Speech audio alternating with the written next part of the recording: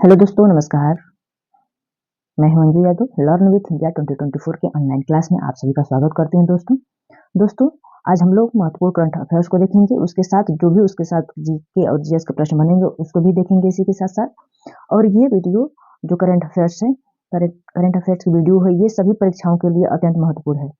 जिसमें भी current affairs पूछा जाता है वर्तमान समय में, हर प्रत्येक परीक्षाओं में ही करंट अफेयर्स पूछा जाता है, जैसे CTET, BPSC, UPSC, SSC, railway, police, अन्य परीक्षाओं में जहाँ भी करंट अफेयर्स पूछा जाता है, उन सभी परीक्षाओं के लिए ये महत्वपूर्ण सीरीज है।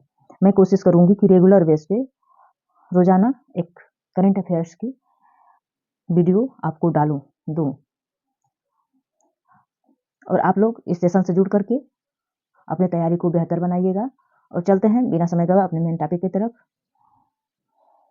आज का पहला प्रश्न है, किस कंपनी ने आबू धाबी की कंपनी के साथ गैस समझौते पर हस्ताक्षर किया है? प्रश्न कह रहा है, भारत की किस कंपनी ने आबू धाबी कंपनी के साथ गैस समझौते पर हस्ताक्षर किया है? आप लोग इस पिक को देखकर समझ ही गए होंगे कि ये कौन सी कंपनी है। और यदि नहीं समझ पाए तो इस वीडियो में बने रहें, मैं जरूर बताऊंगी।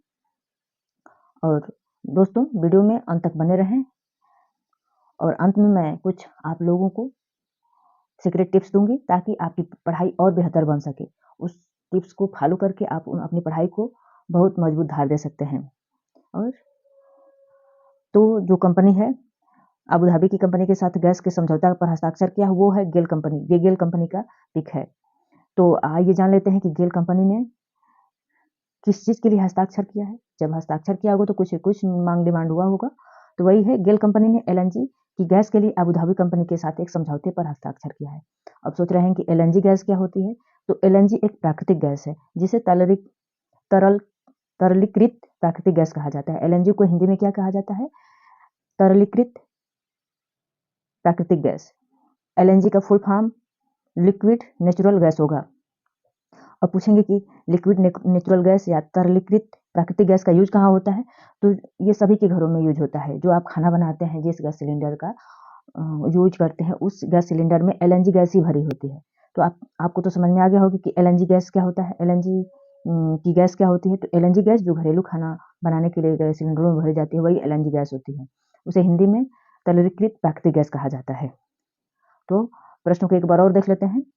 तो किस कंपनी ने अबू धाबी की कंपनी के साथ गैस समझौते पर हस्ताक्षर किया है? तो भारत की गेल कंपनी ने अबू धाबी की कंपनी के साथ समझौते पर हस्ताक्षर किया है एलएनजी गैस के लिए। एलएनजी गैस का पूरा नाम तरलीकृत प्राकृतिक गैस है और इसका यूज खाना बनाने के लिए घरेलू सिलेंडरों में प्रयोग किया जाता है। अगला प्रश्न है, महात्मा गांधी की पुण्यतिथि को चिन्हित करने के लिए किस तिथि को शहीद दिवस के रूप में मनाया जाता है? प्रश्न दिया है, महात्मा गांधी की पुण्यतिथि को चिन्हित करने के लिए किस तिथि को शहीद दिवस के रूप में मनाया जाता है? तो आप इस पिक को देखकर समझ गए होंगे कि मतलब किनका ये पिक है। ये महात्मा गांधी जी का है। ये इनके हत्यारे का पिक है जिनका नाम नाथूराम गोडसे है। तो महात्मा गांधी की पुण्यतिथि को चिन्हित करने के लिए 23 जनवरी को शहीद दिवस के रूप में मनाया जाता है। महात्मा गांधी जी की हत्या 23 जनवरी 1948 को नाथूराम गोडसे ने किया था। इस दिन गांधी जी ने शहीद हुए थे, इसीलिए इस दिन को शहीद दिवस के रूप में मनाए जाने की घोषणा की गई है। महात्मा गांधी के राजनीतिक गुरु का नाम गोपाल कृष्ण गोखले था। अंतर्राष्ट्रीय अहिंसा दिवस 2 अक्टूबर को मनाया जाता है, जिस दिन महात्मा गांधी का जन्मदिन होता है। जिस दिन अहिंसा दिवस के रूप में मनाए जाते हैं 2 अक्टूबर को, या गांधी जयंती भी कहते हैं उसको। अगला प्रश्न है, विश्व की पहली मेलानिस्टिक टाइगर सफारी स्थापित करने की घोषणा की गई है। प्रश्न दिया है, विश्व की पहली मेलानिस्टिक टाइगर सफारी की स्थापित करने की घोषणा कहाँ की गई है? तो वो घोषणा भारत देश में किया गया है। विश्व की पहली मेलानिस्टिक टाइगर सफारी उड़ीसा राज्य में स्थापित करने की घोषणा की गई है। अब देख लेते हैं उड़ीसा राज्य में कहाँ पर मतलब किया जा रहा है वो उसका। उड़ीसा राज्य दुनिया की पहली melanistic tiger safari Similipal tiger reserve के पास स्थापित करेगी। उड़ीसा राज्य में सिमलीपाल जो टाइगर रिजर्व है उसी में पहली मेलानिस्टिक टाइगर सफारी स्थापित की जाएगी।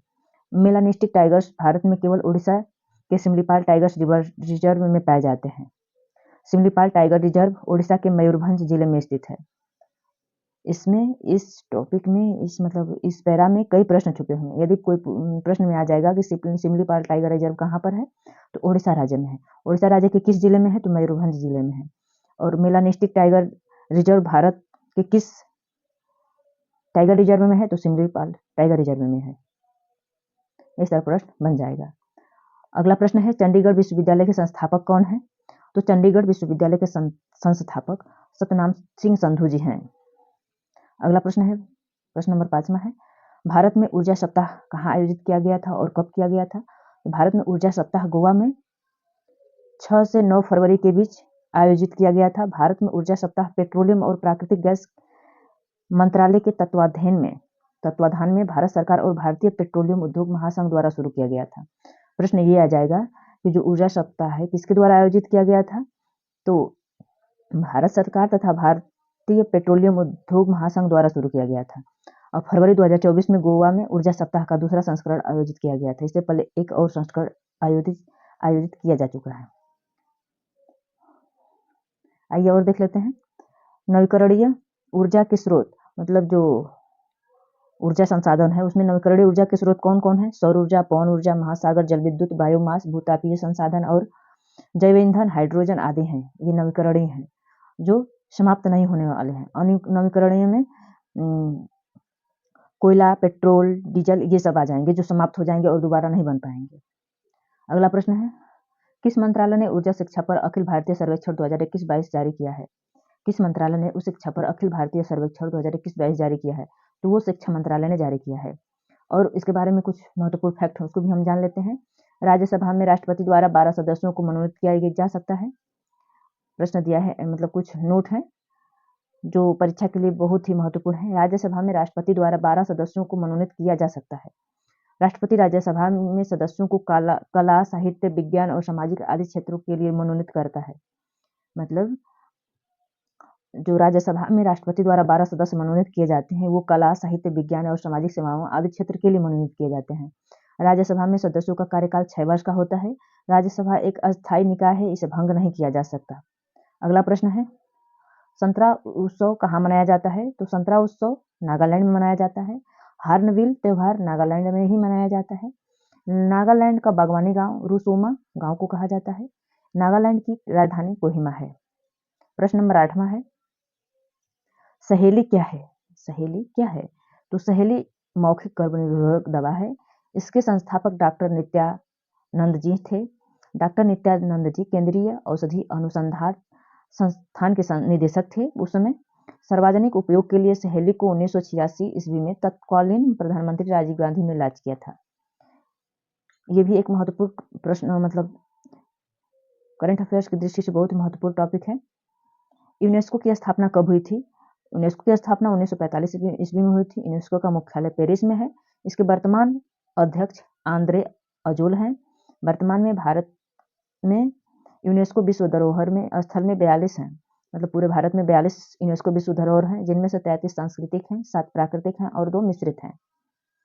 आज का अंतिम प्रश्न है, डेजर्ट नेशनल पार्क कहाँ स्थित है। डेजर्ट नेशनल पार्क राजस्थान में स्थित है। डेजर्ट नेशनल पार्क में अकाल गुड पॉलिश पार्क स्थित है। दोस्तों, मेरा वीडियो पसंद आए तो लाइक शेयर सब्सक्राइब जरूर करिएगा और ये भी बताइएगा कमेंट करके कि मेरा सेशन कैसा लगा। पूरा वीडियो देखने के लिए धन्यवाद। दोस्तों, मैं बोली थी कि आपको इस सेशन के अंत में सफल होने के लिए कुछ टिप्स बताऊंगी। दोस्तों, सफल होने का कोई शॉर्टकट रास्ता नहीं होता है। सफल होने का कोई शॉर्टकट रास्ता नहीं होता है कि मैं शॉर्टकट मार करके सफल हो जाऊंगी। यदि गलत तरीका से आप सफल हो गए भी तो उसका ज़्यादा दिन तक टिका नहीं रह सकता, उसका अंत निश्चित है। इसलिए आप लोग क्रमबद्ध तरीके से कंटिन्यूटी के आधार पर अपनी पढ़ाई को करते रहिए और जो पढ़िए दिन के शुरुआत में अपने टॉपिक को टारगेट करिए, लिखिए और उसको अचीव करने की कोशिश करिए। जब उसको अचीव कर लीजिए तो सप्ताह में, मतलब जब मतलब टॉपिक को तैयार कर लीजिए तो एक बार ससरी निजा से रिवीजन कर लिए। उसके बाद एक सप्ताह में एक बार उसको रिवीजन करिए। इसके बाद एक महीने में इसको रिवीजन करिए। इस तरह करने से आप जो भी पढ़ेंगे वो आपके दिमाग में बैठता जाएगा और आपको जब पेपर आएगा थोड़ा बहुत रिवीजन कर लेंगे, दिमाग में आपका बैठा रहेगा और पेपर हाल में या परीक्षा हाल में जाएँगे तो उसको याद करने में, उसको मतलब को प्रश्न का उत्तर देने में कन्फ्यूजन क्रिएट नहीं होगा। यदि आप पढ़ेंगे नहीं, एकदम जब सर पे एग्ज़ाम आ जाएगा तब पढ़ेंगे, तो वही होता है कि जो आता है मतलब आता है कुछ और, लगाते हैं कुछ और। हम इतना कर के आए हैं, जब रिज़ल्ट आता है तो पता चलता है कि इतना ही हुआ है। इसलिए जो भी करिए कंटिन्यूटी के हिसाब से लगातार पढ़िए।